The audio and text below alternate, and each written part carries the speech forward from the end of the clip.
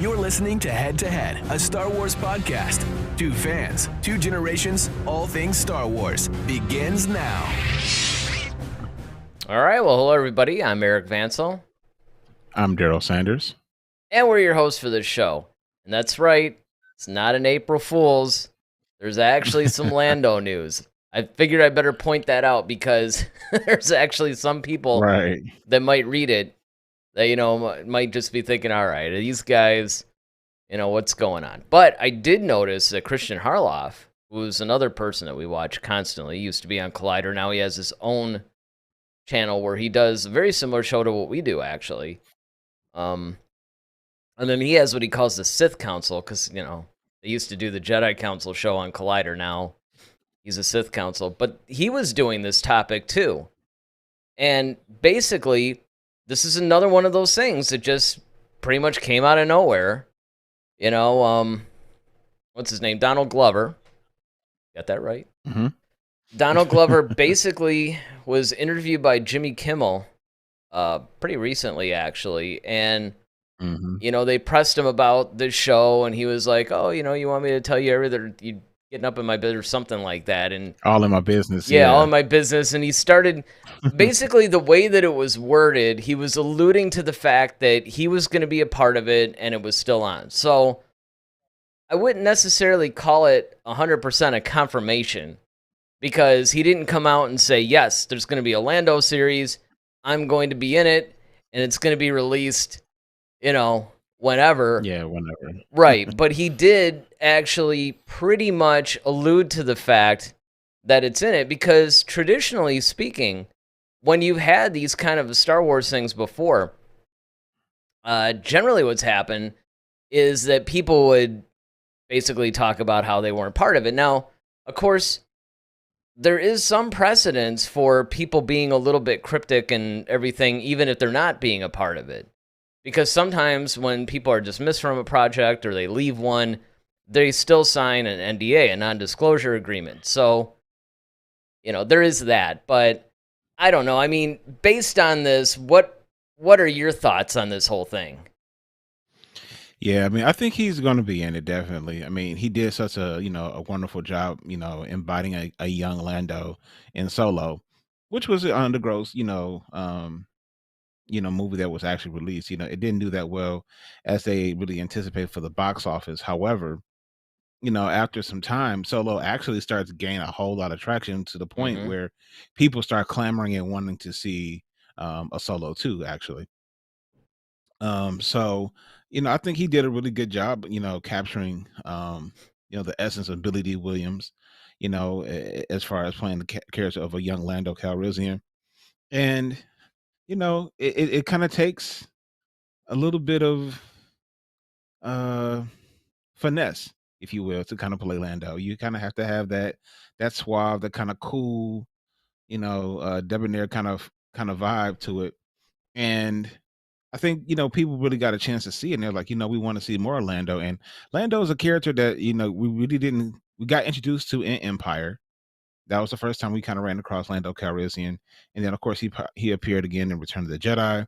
And then subsequently, he appeared in The Rise of Skywalker. But he's also, Billy D. Williams has lent his voice to Rebels, where they've, used his character in Rebels and things like that. So Lando's always been Lando's definitely a fixture in the Star Wars universe. And so this is something that's, it's good to hear, we were always wondering about this because, it's like, man, we haven't heard anything about Lando. We've heard about all these other shows and all these other things. Yeah, we brought that up recently too.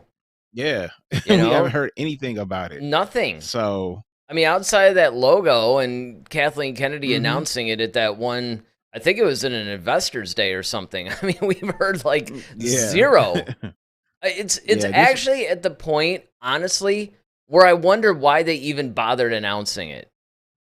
Yeah, because we was like, okay, we're not doing anything. Just like Rangers of the New Republic, we haven't heard anything about that's going to continue. But, at least this shows that they still haven't forgotten about it. So, I mean, that's good to know. Because honestly, I just thought they were just kind of trying to quietly scrap it without people even really noticing that it was scrapped. That's what I thought they were doing. Like, okay, well, no one's really asking about Lando, so let's just. I mean, that would make sense. Honestly, that would totally make sense because I mean, if you think about it, we haven't. Now, granted, and this is the only thing that I can think of, is maybe, they were announcing certain things that were obviously going to be worked on later, 2023, 24, somewhere in there. And they just wanted to get fans pumped up about, look, here's all the things that are on the table that we are definitely doing. But obviously, you're not going to do this stuff all at once. But even with Rangers of the New Republic, we heard that was canceled, and it's back and forth. But I mean, pretty much it's kind of dead, though. So I wouldn't expect to hear much from that, unless, it's resurrected like Palpatine or something. On the other hand, Acolyte, though, which you would think is kind of one of those series that's basically pushed out on the release schedule, along with something like Lando, you've heard some steady things on that. There's been some movement. Now, granted, again, it could very well be that maybe it's a situation where, they just really have locked in Donald Glover, perhaps even Billy D. Williams, depending on, if they're going to do this whole flashback thing, who knows. But if they locked in their two principal Lando characters, they could afford maybe to wait a little bit, On the other hand, this is just one of those things where I was really surprised to get this at all, and it just goes to show you that Donald Glover was being interviewed to promote, I forgot what he was promoting. He's got something that he's doing now. He's got a bunch of projects. That was one of the things. He's got a bunch of the different projects that's on the floor. Yeah, he's got a bunch of projects, but the thing is, he was being interviewed on Jimmy Kimmel because he was promoting something that he's doing now. I just don't remember what it was. But whatever it was, it's one of those situations where Lando is so in the consciousness of people that Jimmy Kimmel even asked him about it. Because if you think about it, that was like a little blip on the announcement radar. And I think the only reason why people sort of locked in on it was because it was so unexpected. Because we'd heard rumblings. We didn't know it was called The Acolyte, of course, but we had heard rumblings that they were going to do some sort of like a Sith-centric series or something.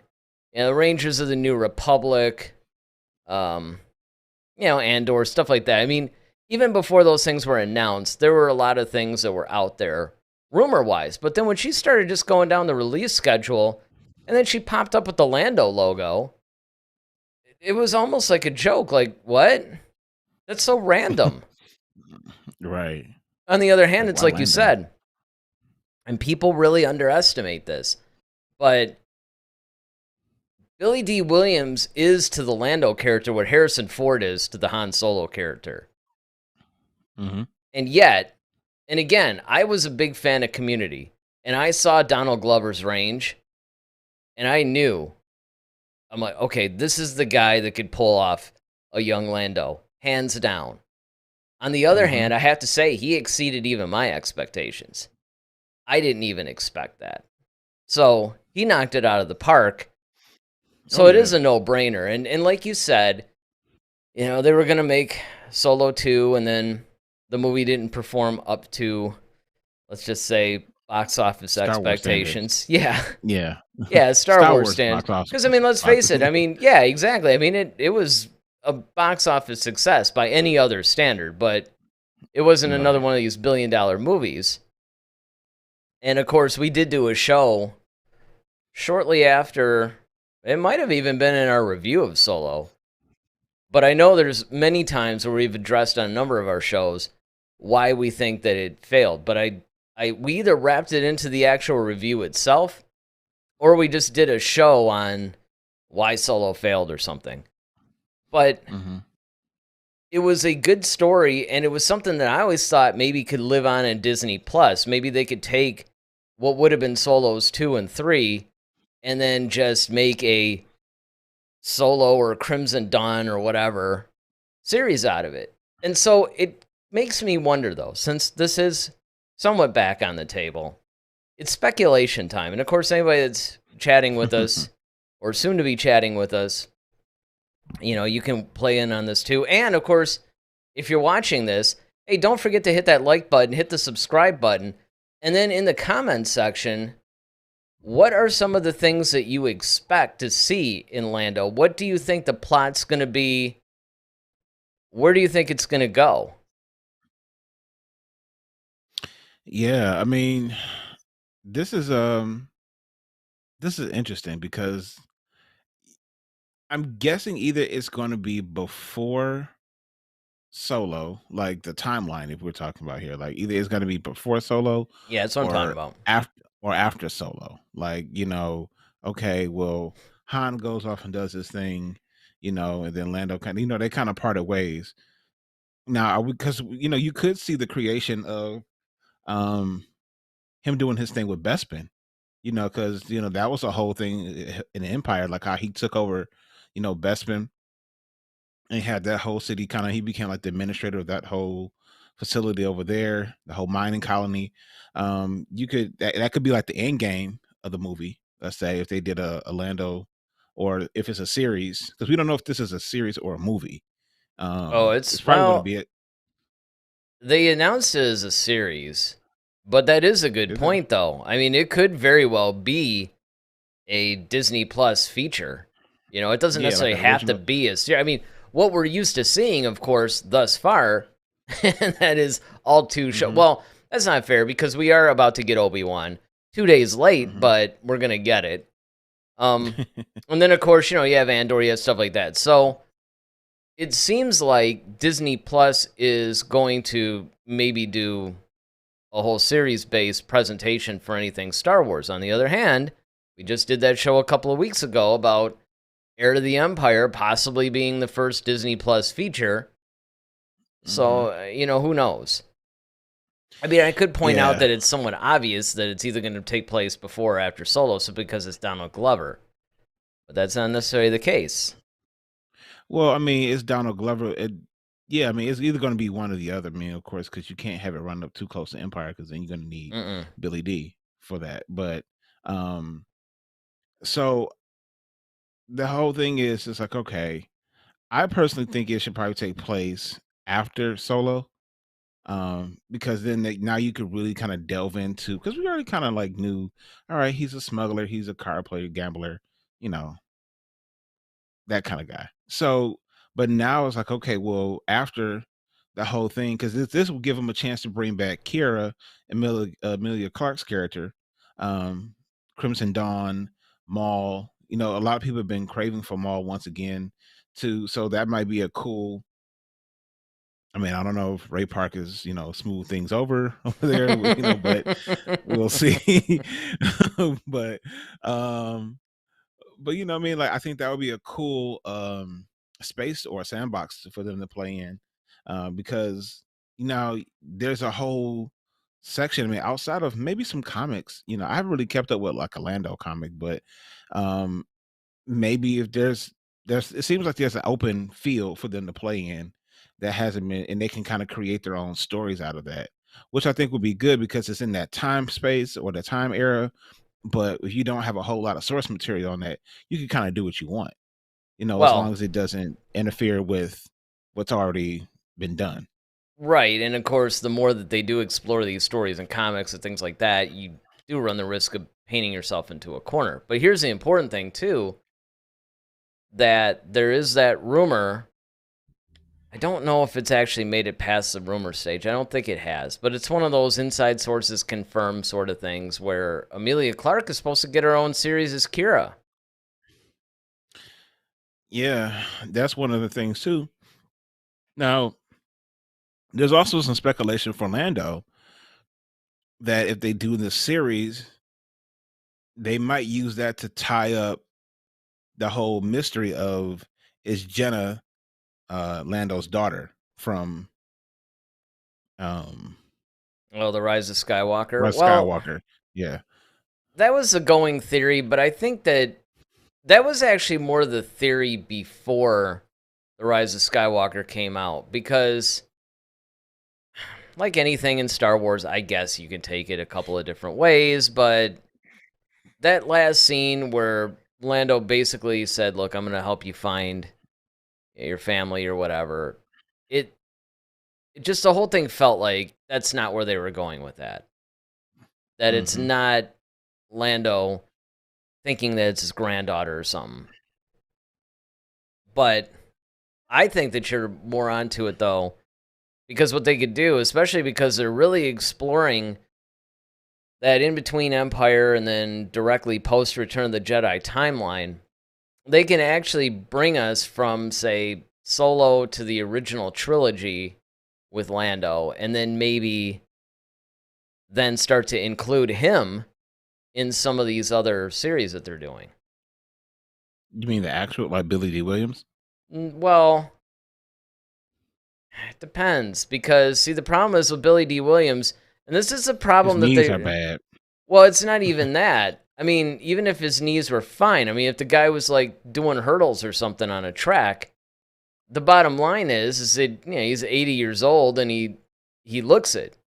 I mean, he looks good, but he still looks it. I mean, I guess if he lost a little bit of weight and they put a hairpiece on him, maybe they could sort of sell it.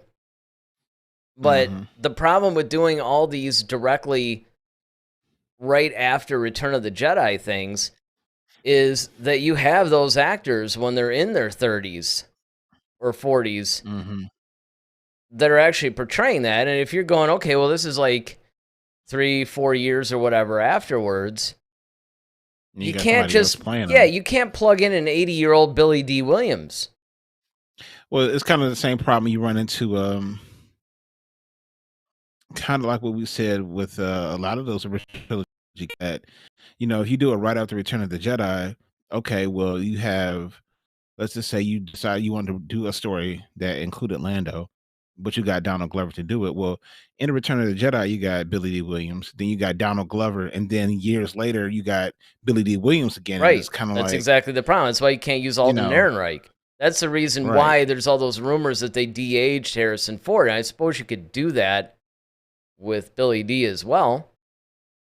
But it just really depends on what you're going to do. I mean, you need to use these guys in a more peripheral way than in the main plot line of the story.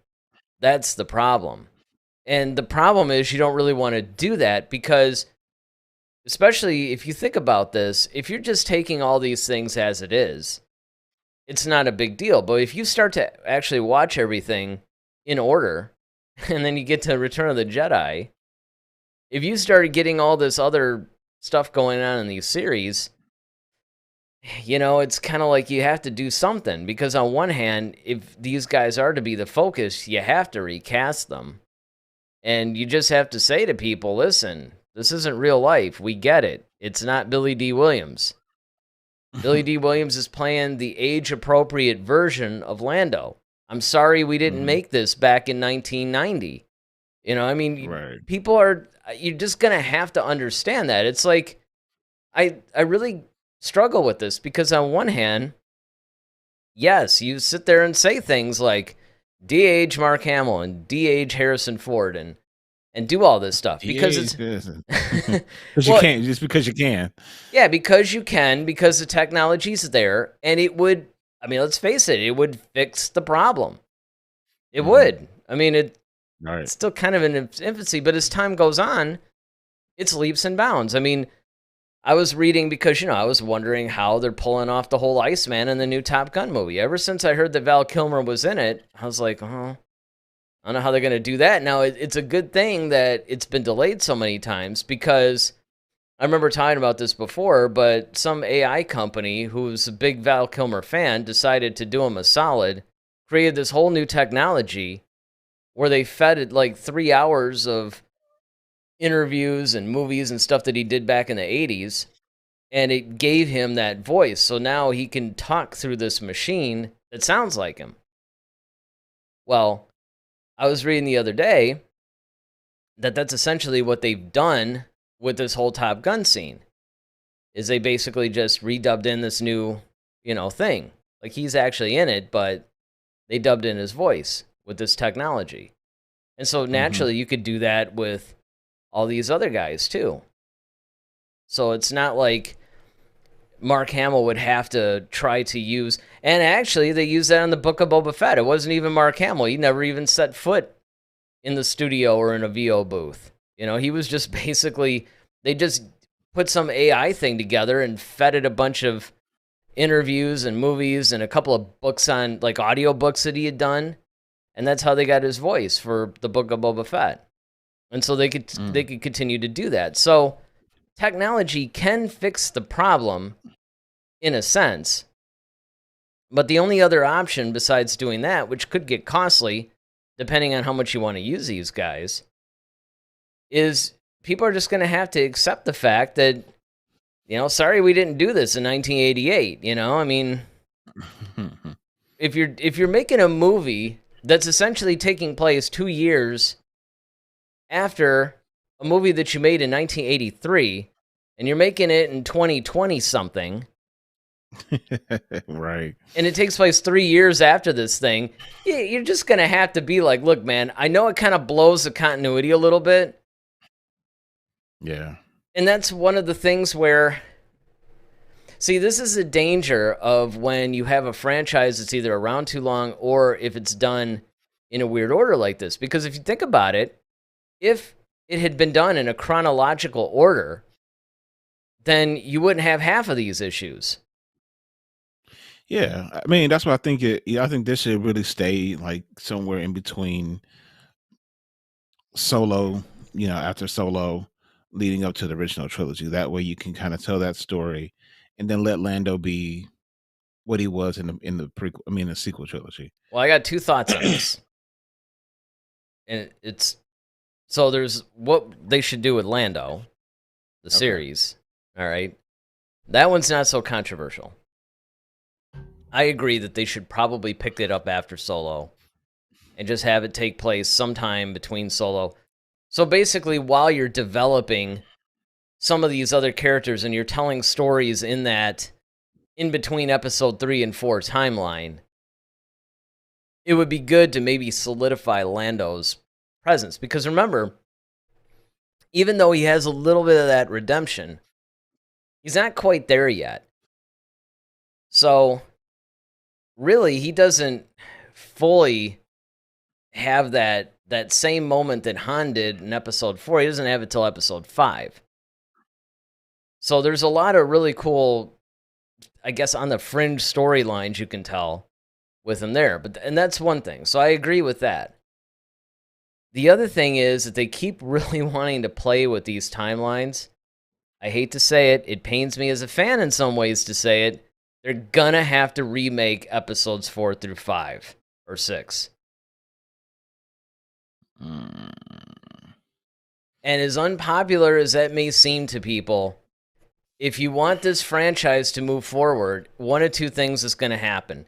Either people are just going to have to accept things like you get Donald Glover as Lando, and then you get Billy D, and then you get Donald, and then you get Billy D, and maybe you get Donald again when he's 60.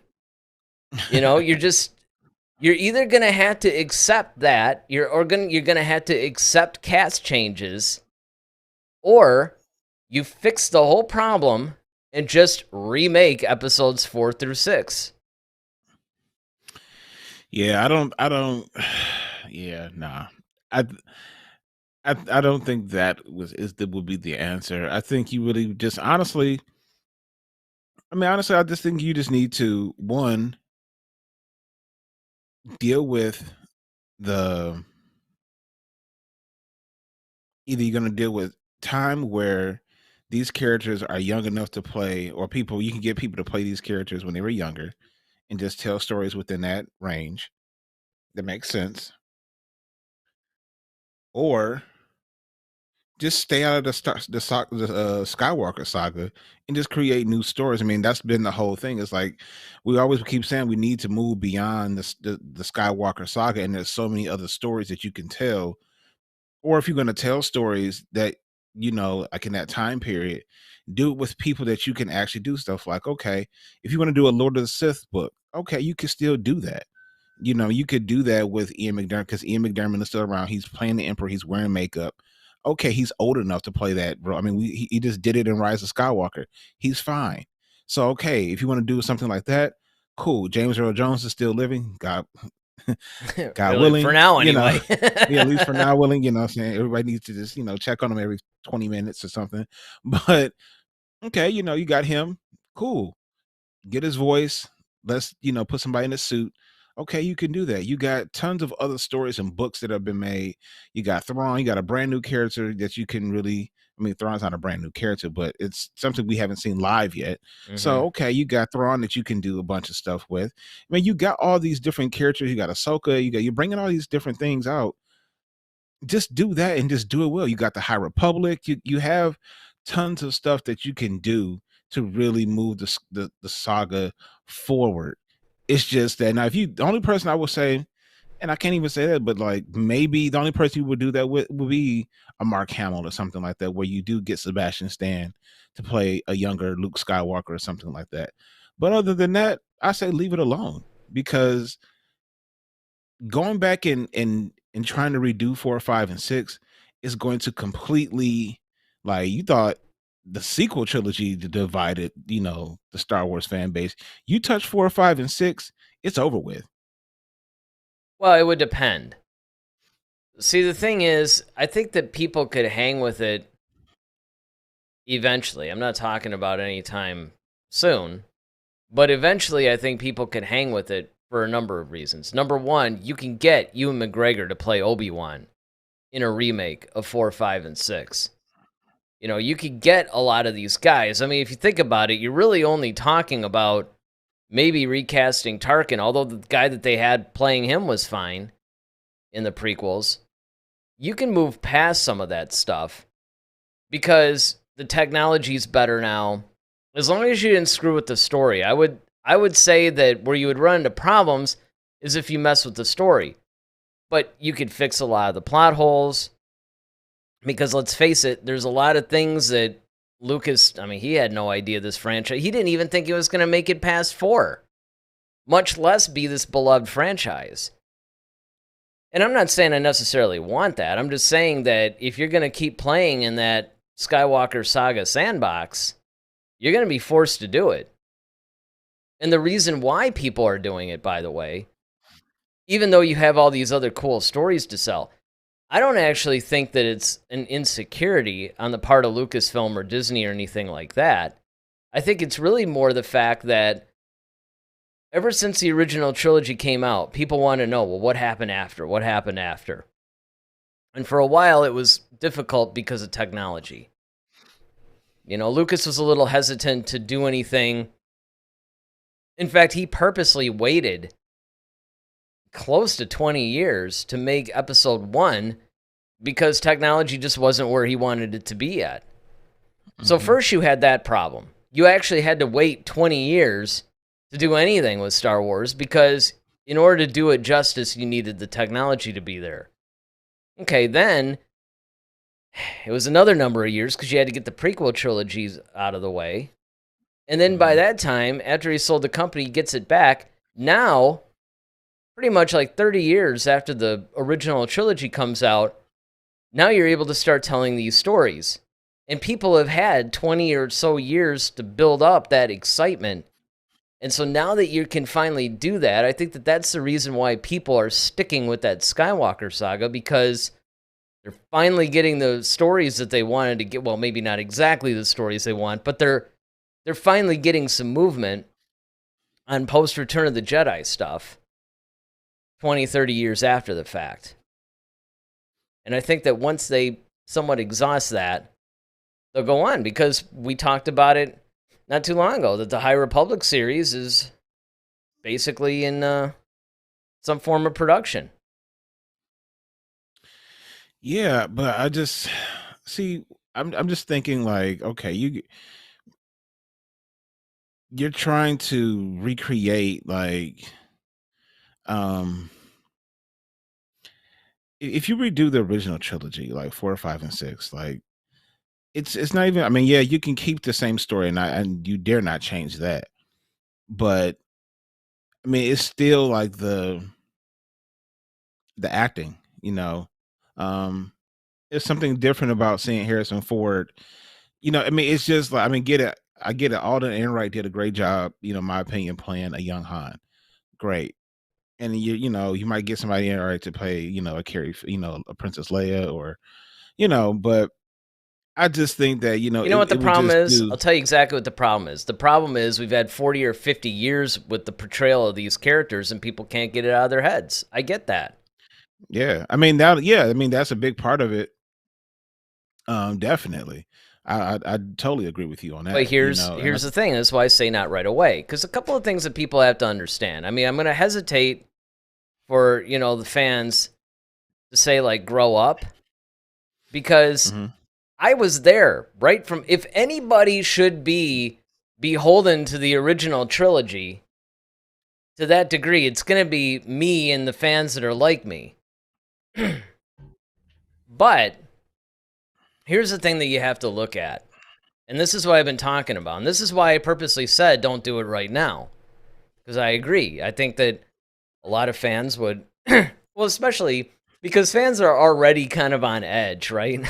So first Mhm. you got to stabilize the fan base and the franchise. And you have to get the franchise on a direction. But here's what I'm saying. And this is where people are just going to have to understand these are movies. And, if you really want the whole thing to work as a whole, then you have to do something drastic. And I offered a bunch of other things. There's the de-aging, Mhm. there's moving away from it completely, like you said. Mhm. But here's my point. If you start, let's just take the Lando thing, because that's what we're talking about. You Right. start making a bunch of content. I mean, a bunch of content that's got Donald Glover as Lando, and then you remake The Empire Strikes Back with Donald Glover as Lando, nobody's going to think anything of it. It's no different than Obi-Wan. We've been living with Ewan McGregor as Obi-Wan for so much so that Ewan McGregor has actually been able to overshadow Alec Guinness as Obi-Wan. People identify Ewan McGregor as Obi-Wan at this point even more so than Alec Guinness. Well, and I think that's because when you think about it, though,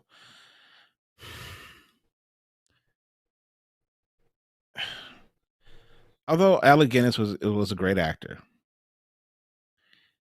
I mean we had him for one movie, and it's kind of like he really didn't do a whole lot in A New Hope if you really look at it. So it's kind of like, yeah, you could kind of do that because Obi-Wan, you had him from episodes 1, 2, 3. Now you're about to have, Well, the technically, you Obi-Wan. did have Obi-Wan in Empire and Return of the Jedi. And he had a Well, yeah, but pretty heavy, he probably had as I mean, much dialogue in Return of the well, I mean, Jedi. like he popped up, but it's kind of like, I mean, well, you see what I'm saying? Like, it's I not know like it. he No, I know what really you had. mean. I know what you mean. But here's my point. My point is, if you get Alden Ehrenreich and you put him in a gazillion things as Han Solo, to the point where people are going to start to identify him as Han Solo, and enough time goes on, it's just a natural progression, especially if you keep making all this content that's right before episode 4. Well, see, that's the thing is though, it's like, I mean, Because it doesn't erase the movies aren't going to be erased from. I mean, I should be careful about that because they kind of did that with the theatrical versions of the original trilogy. But look, the original trilogy is still there. You want to watch it, you can watch it.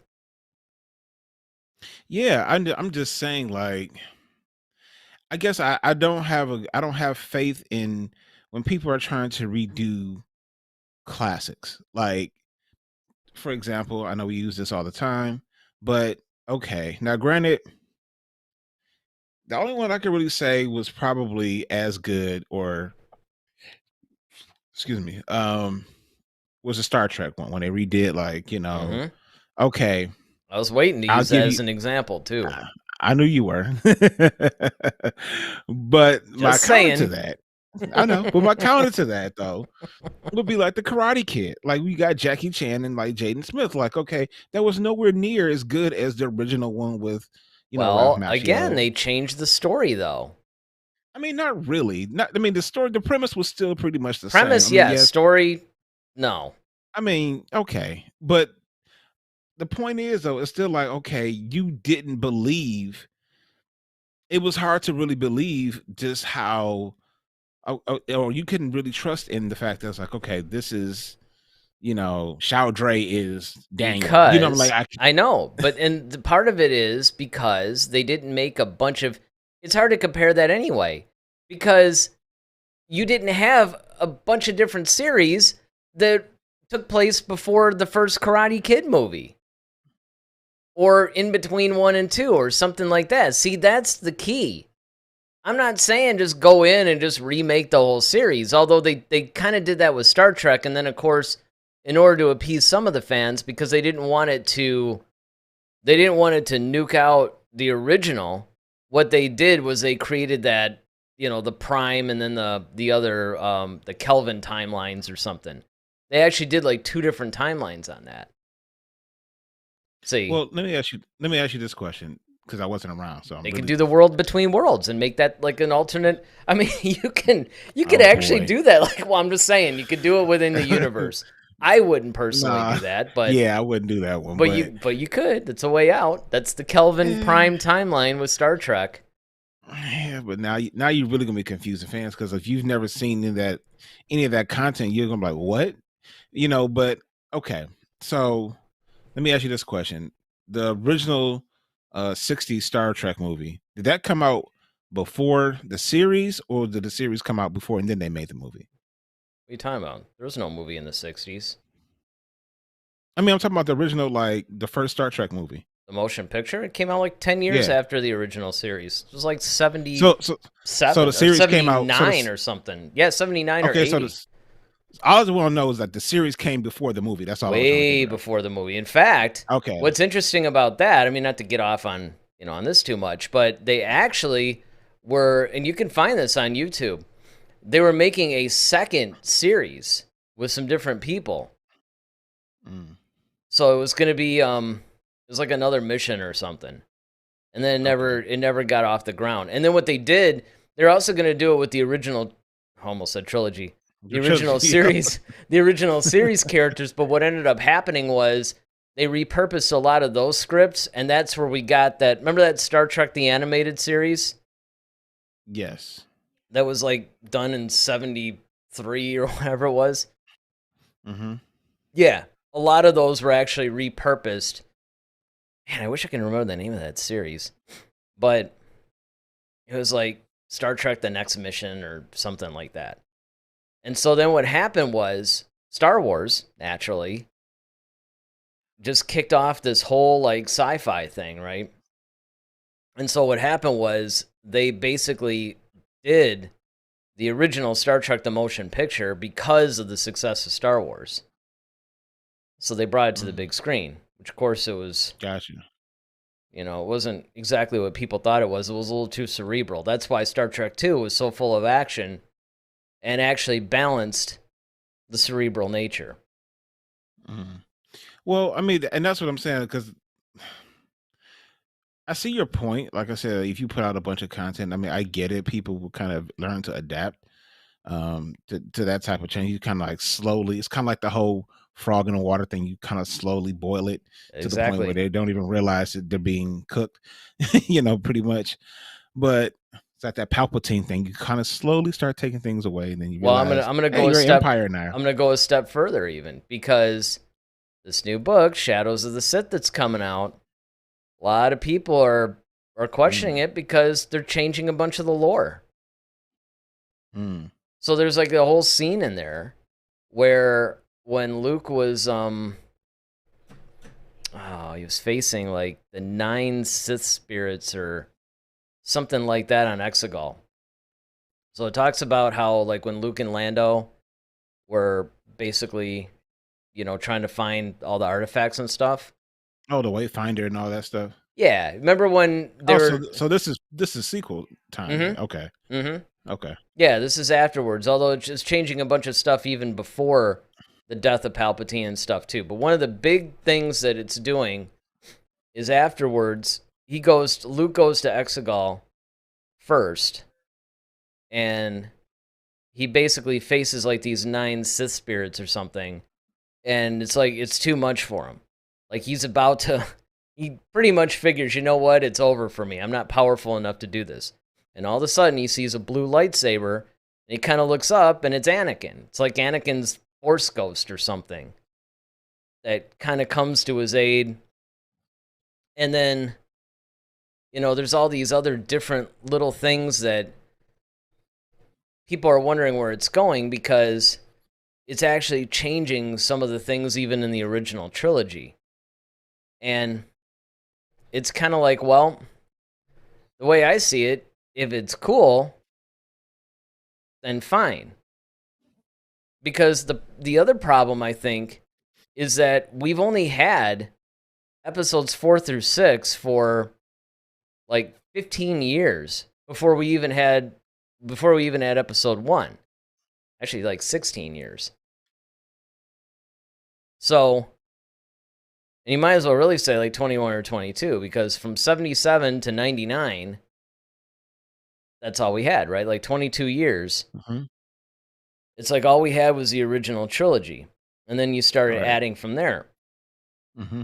And even then, all you had was episodes 1 through 3 for like another 10. Mm-hmm. I mean, sure, there was the Clone Wars and stuff like that, but a lot of that stuff was just basically shoring up what we already knew about this first 6 movies. Right. Now, the expanded universe did a lot of really interesting stuff. And it kind of put a little bit of a spin on some things. And, of course, most of the fandom liked it. Some of them were, well, I don't know. But the thing is that the danger, it's not just the age of the franchise. That really wouldn't be a problem. The problem is the fact that they're having to expand things out around this trilogy. Because if you think about it, if all they did was say, okay, we're just going to do everything before episode 4, then it doesn't matter. Or if all we were going to do was everything after episode 6, wouldn't matter. But the fact that they're having things kind of around this thing,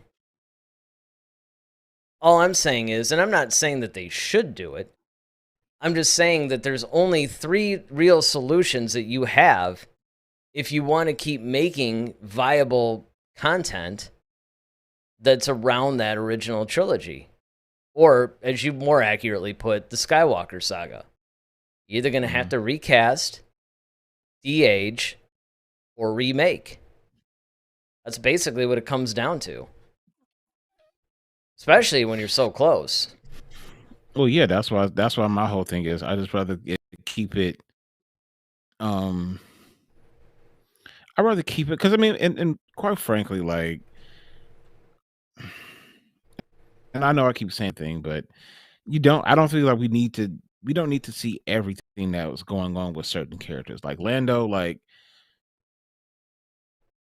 I mean, like, okay, I could see. Yeah, I know. Leading up to A New Hope, but it's just like, okay, after Return of the Jedi, like, okay, like, who really cares what Lando was doing? See, that's when I'm the most curious about him. Because if you look at Heir to the Empire and then all this stuff, that's when Lando's character was actually the coolest. And if you really want to keep it within the new canon, The Last Shot, great example. Well, yeah, but see, my thing is just like, I think you can, like, once again, I think books are sufficient enough for a character like Lando, because granted he's a major player, but he's not, he's kind of a weird, like, he's kind of like the 7th man off the bench, it's kind of like, all right, when you need a sub, you could bring Lando in, but kind of, I mean, honestly, when you brought him, Talon Card, all those guys in, they were every bit as important. In fact, Lando was more like Han's right-hand man at that point. It was actually kind of like Han, Chewbacca, and Lando. And they had some really, really great adventures, to the point that Lando was really a key character. He was every bit as important as Han, Luke, or Leia. And again, it's just one of those things that if you didn't really read that much of the expanded universe, I could see somebody maybe making that point, because if you're just going by the films and maybe a couple of things here and there, then absolutely. you know, at that point, Lando does seem like a Han substitute, but he really isn't. And, when the writing is really good, like it was in, well, let's just say most of the expanded universe books, it was spot on. I mean, Lando actually became one of my favorite characters at that point because of that. Well, that's what I'm saying. Like, because with the expanded universe, I mean, you had a lot of different characters that kind of came out of that, and I know they've been kind of cherry picking as far as who or what they're bringing from the expanded universe, and Mm-hmm. and it's not really considered. I mean, it's not really considered canon anymore either. So it's convoluted, and that's why I Really say, wasn't like, even then. well, yeah, that's what I'm saying. So it's kind of like, but look, I think people really just cared about the major three, and it's because, okay, like Luke. I mean, especially Luke. I mean, he's really like the focal point because, all right, he's the last of this whole Jedi thing. He tried to train Leia. He tried to rebuild the Jedi Order. Like, there's a whole lot of story that's like really that piques a lot of people's interest because people love the whole Jedi Sith lore thing, Mm-hmm. And then you got, Leia on the political side trying to rebuild the Republic. Like, okay, she's always been that, as we always said, she was that strong female voice in Star Wars that everybody kind of looked to before there was a Rey. It was Leia. Like, Leia was that fire starter. So people kind of fell in love with that aspect of her. Han, of course, everybody loved Han because, well, he's Han. And so I think like the big three is always where we always wanted to, and that's where we, even when we talked about the original, I mean, not the original, but the sequel trilogy, that was one of the things that we missed. Like, okay, we never got to see all three of them together. It was always like, okay, we saw Leia and Han together for a moment, but we saw Leia and Luke more so in a spirit form, but we never really got a Yeah, and then when chance they to were see, all like, gone, it's like, all right, well, what we got? Lando. yeah, exactly. Now we bring in, what I mean? So that's what I mean. It's just kind of like, I I like Lando. I love Lando's character. I think he's super cool. I mean, let me looking at this picture we got up of him. I mean, he just looks like, he wants to offer you some Coke 45. So, I mean, yeah, I love the character of Lando. I just don't think that post Return of the Jedi, I don't think that was everybody's focus. I think everybody really wanted to see what was going on. Well, when you Han, say Luke, and Leia. everybody, and again, it really depends on a lot of things because now you have to go back on who are you really making Star Wars for? Because my favorite comment that I just laugh at, and then of course I tear it down immediately, is when everybody starts going, well, the expanded universe. I mean, nobody's really, it's the films, it's the animated series, all this other stuff. And I'm like, dude, virtually probably 70% of the expanded universe books was on the New York Times bestseller list. So don't give me this crap that nobody's reading the expanded universe. And Oh then, yeah, they definitely. Yeah. and if you want, look at the That's how standing everybody found ovation about Thrawn Thrawn got. anyway. Right, Yep, right. yep. See? And so there's a Exactly. lot of people that do definitely understand Lando's expanded role because that's really where it got expanded because they weren't really doing too much, pre-episode 4 at that point. I mean, you'd have some Right. stuff, and certainly you got more once the prequel trilogy came out, because then it's like, okay, now that Lucas actually established the canon of what happens at that point, well, now you were getting stuff. But even then, it was almost like you got a couple of books that were pre-episode 1, and then a lot of stuff would fall between like 1 and 2 and 2 and 3. They would do some stuff between 3 and 4, but it wasn't as prevalent as it is now. Especially once Disney bought it, I mean, that's pretty much one of the main places they live, actually. Yeah, see, to me, that between 3 and 4 is the most interesting point to me, because you got this whole budding empire thing trying to, they're trying to take over stuff. You got Vader who's just new to the suit. You got Jedi in hiding. You have Obi-Wan watching over Luke. Yoda's doing his thing, on Dagobah somewhere. There's a lot of different things that the shape of the galaxy is changing to the point. So by the time we do get up to, and that's why I love Rogue One so much, because it was like, okay, yeah, you kind of see that moment where they're trying to get the plans and like the budding of the rebellion was cool. So I mean, that was like a really I think that time period is really interesting. And yeah, you can see what a lot of people like Lando and Han and how they what they were doing and how they led up until you get to the original trilogy. And then afterwards, it's like, don't get me wrong, yeah, you want to kind of see that you definitely want to see the adventures of okay, well, Luke finally became a Jedi, and it's like we got I mean, aside from the books, we got nothing though as far as film wise. So it's like you kind of want to see this stuff. Like, okay, we finally get Luke to the point where he's not whiny. He's actually cool. He's calm. Like when he walked into Jabba's palace and started choking Gamorrean guards, you're like, holy crap! Like I know how I was, and I watched the thing probably like 10 years after the movie was made, but I know for you guys who were actually in the theaters watching it, you probably were like, all right, this is a different Luke. Well, that's one of the reasons why the expanded universe is like a drink of water in a desert, because Yeah, we wanted to, exactly. because see, here's the thing, and a lot of people, and I get that. I mean, trust me, between episodes 3 and 4 is really big for me too. But and out of that, I would say closer to post episode 3, because that's when Mhm. everybody is really starting to, like around when the Bad Batch is taking place. That's really the most interesting time Yeah, during that yeah. era. But see, for me, especially being an expanded universe junkie that I was, you had basically all the adventures that Rogue Squadron had and Wedge and all that stuff, and they had some really cool Mhm. stuff going on. You had Thrawn's thing, you had, now you're seeing what happens when you had this ultimate totalitarian government essentially just fall apart and fragment, and the power Yeah. struggles that were coming after that. And then at the same time as you have that collapsing and you have the remnants and all the power grabs and that, at the same time you have these people who were once a rebellion who now have to learn how to govern and establish a new republic and reach out to all these other worlds. I mean, there is so Mhm. much in the expanded universe as far as stories. There are actually a lot of the Mhm. books in the expanded universe were better than any of the stories that we've gotten even now. Right. And so that's why I Well, was finally excited with at least the Disney Plus shows. They're exploring that post Return of the Jedi thing. yeah. Hey, question. I can't remember exactly. Was Prince Caesar before or after Thrawn? I think he was Oh, before way Thrawn, wasn't before. he? In fact, he was in Shadows Okay. of the Empire. He was so Prince Caesar and the Black Sun and all that. That was actually in Yeah. between episodes 4 and 5. In fact, Hmm.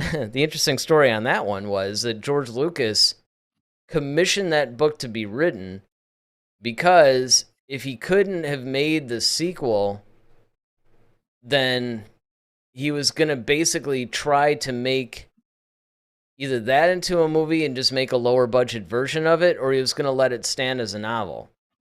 But that was Shadows of the Empire was sort of like episode 4.5. There were only 2 books that were written afterwards. One was Splinter of the Mind's Eye, which was actually Mhm. really interesting because Luke faced Vader in that, but it was before anybody knew he was his father. So he was basically trying to get revenge on the guy that killed his dad. But Shadows of the Empire is the one that a lot of people point to because it had a really good story. It established Black Sun, which of course is something they've resurrected in the new canon. So they reference it in War of the Bounty Hunters. They reference it in Crimson Reign. They've been referencing Black Sun here and there and some of the other ones as well. Mhm. So I mean it's really cool, and that's the thing. I mean, there's a lot of, I mean, honestly, I think that some of the best storytelling in Star Wars right now is in the comic books, Hmm. particularly in the stuff that's happening post Return of the Jedi, or maybe like in between Empire and Jedi. So if they were to okay, so with this Lando series, what would you like to see them do? Uh, well, the problem with that is that the palette's just so wide open. I mean, I think what I'd like to see them do is one of two things. they could either wrap the Solo 2 and 3 storylines within Lando and kind of make that the series. Okay. Or what they could do is they can leave it open, because assuming that they're doing a Kira show, or they start doing some sort of a Crimson Dawn thing where they take the plots of Solo 2 and 3 and they put it in some series, whether it's a Solo standalone series, so instead of movies we get a show, where they do it in Kira and maybe they get Alden Ehrenreich to play Solo in it. Whatever the case may be, the second option for Lando would be to start laying down the groundwork, assuming that's the first show that comes out, laying down the groundwork for what would become some of these other series that, of course, Lando could pop in, and maybe his dealings with Crimson Dawn and some things like that. That would be pretty interesting. Okay.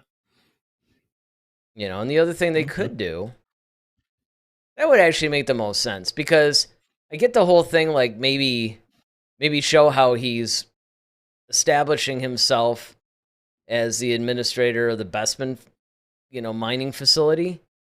I would kind of show that towards the end, though, like maybe like this. Yeah, and I mean, series finale. Yeah. So at least it kind of maybe neatly ties into Empire Strikes Back that way, because you do have to wonder. And that's been something that's always been out there, and they've touched on it before. Because, he's over the Tabana gas mines, and which, of course, they did feature in Rebels. Mm-hmm. Yep. And so, and of course, you had Lando in that show, too. Mm-hmm. So really, what you'd be doing is you'd be maybe butting the Lando series up to around what he was doing in Rebels. Yeah. So I could see that. Yeah, okay. Because it's weird. I mean, it's a really weird... it's a weird focus. I mean, I get it, because what I honestly think that they're trying to do is root Donald Glover more as Lando, so they can use him in some later stuff. Mm-hmm. And the thing is that that's what's happening with Ewan McGregor. Now, of course, you have the benefit of the fact that Alec Guinness is no longer with us, and hasn't been for quite some time. But even if he was, he wouldn't go anywhere near this whole stuff. And now Ewan McGregor is somewhat age appropriate to start playing old Obi-Wan. Right? So you could start to utilize him in certain aspects. But, it's kind of like you said, where you run into the problem is, if you go anywhere post Return of the Jedi, you're somewhat trapped. Either people are just going to have to, just go, look, we had to recast him. And you're recasting him with somebody that's played him before. It would almost be like, say Obi-Wan survived, and you put Ewan McGregor post episode, 6. All right, well, we saw Alec Guinness in episode 6, and now you're seeing Ewan McGregor. But see, I think it's easier because we're so used to Ewan McGregor being Obi-Wan now, we can almost live with that. Yeah. Whereas I think that if you did the same thing, even though we haven't had as long, if you start doing a lot of these different series and you basically just keep putting Donald Glover as Lando in virtually everything, I think maybe, you could start to go, well, all right, he's a younger Lando, fine. Because you still have, as a bookend, Billy D. Williams. See, I think that's where it would be more problematic in a way, is if you had to recast an older version. Because what's nice is you get all the original trilogy guys playing themselves in the sequel trilogy. Mm-hmm. So I think because of that, people could almost let it go. If you're going closer to Return of the Jedi, like within 10 years or something, I think people can hang with if you used a bunch of different younger actors to basically get you through. And then you can, you could pick it up with the original people. So you have the original people in 4, 5, and 6, and then 7, 8, and 9. That helps. Mm-hmm. But it's kind of a mystery on where they're even going with it. I mean, it's just, I'll never forget when we were watching this, We were just thinking, like, really? Lando? Yep. It's like, okay, guys, let's just put this into perspective. Han Solo was arguably the more popular character. His movie flopped. Now you're going to make a Lando series? And that's what I was saying. And the question is why? Yeah. I mean, it would be different if... See, he is more the guy... It's kind of like what we said about Boba Fett, even though he had his own series. And it actually worked out okay. But I remember you and I were talking about... He's more an ensemble character. He's somebody that you put in other people's shows. Right. That's why I think he worked better in The Mandalorian than he did in his own show. Mm-hmm. And I think Lando's the exact same way. Yeah, and that's what I was trying to say earlier. Like, he's not like a substitute, but I mean, he's kind of like that guy you can bring in to add to punch up some stuff, but he doesn't have to have, he's like the best supporting actor, basically. Yeah, I mean, even if you put him, like, if they decide to bring Talon Card into, canon, which I sincerely hope they do at some point, pairing up Lando with him, or even having Lando with Chewbacca at some points, you could do that. I mean, there's things that you could do, because see, what I hope they don't do is do something before Solo and have them paired up with like L3, and it's kind of like their adventures. Yeah. It's just like, I mean, I'm not saying it would be bad. It's just not something I would really, I would watch it every week, and, I'd probably be all about it. It's kind of like you said, we watch Visions. That's true. I mean, hey, this Lando thing isn't bad. You just watch an episode of Visions, and then you go to Lando, right? And then you're kind of like, cool, exactly. I like this. But I mean, Donald Glover is just so good as Lando that I can see why they would want to establish him as a character. And honestly, that's what I think that they're doing with this show. I think they're world building with this. I don't think that they're trying to, in any way, shape, or form, expand the character's lore or anything like that. I see this as a total world building moment that they're trying to, hey, see Donald Glover? He's Lando now. And now we're going to show him to you in 100 different shows. It's like, he's going to pop up everywhere. He'll be in Andor, probably. It's like, oh, look who it is. It's Lando. He's going to be like Uncle Eddie from Christmas Vacation, right? He's like popping up everywhere. And, I mean, it's like, oh, Lando. Hey. Oh, look, it's your Uncle Lando. Yeah, look, guys, it's Lando again. He'll even be popping in, and he's already sitting at the conference table when the Empire goes to meet. It's like, oh, Tarkin's like, oh, Lando, did you invite him? No, I thought you did.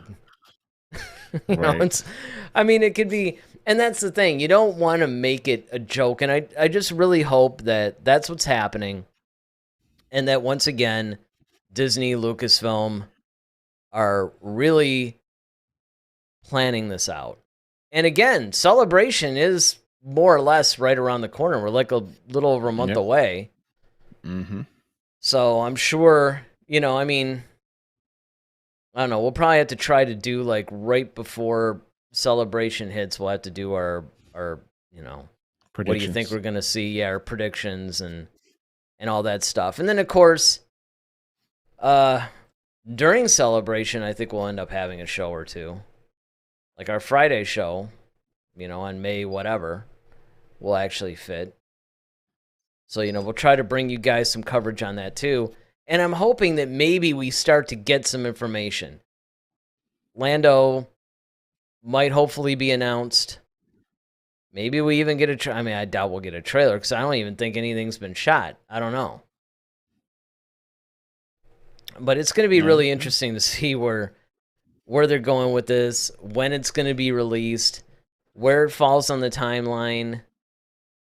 Mm-hmm. I honestly don't think that we see Lando in 2022. No, I think it's probably more of a 2023 at the earliest. And I'm thinking probably like summer of 2023. I was going to say, it could be the May one, or it could be maybe the fall. Mm-hmm. But yeah, I mean, it's going to be tough, man. I don't know. I really don't know where they're going with this. But yep, go ahead. Important thing is, what does everybody out there watching us think? Exactly. You know, because, I mean, we've told you guys what we think. We've even put out a bunch of really interesting things to do and theories, and, you know, maybe I made everybody mad with the remake original trilogy comment. I do want viewers. But whatever it is, I mean, what do you guys, first of all, what do you guys think that we're going to see in the Lando series? When do you think we're going to see it? What do you think of Donald Glover's half admission to the fact that he's doing it?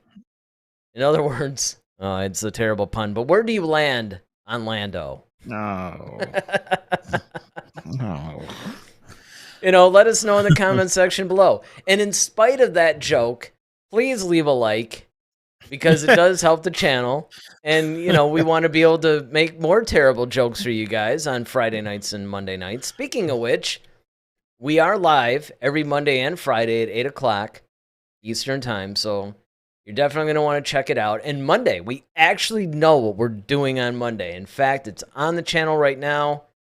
It's waiting for you guys to click that little set reminder button. But we're going to talk about Palpatine. Good old Palpatine.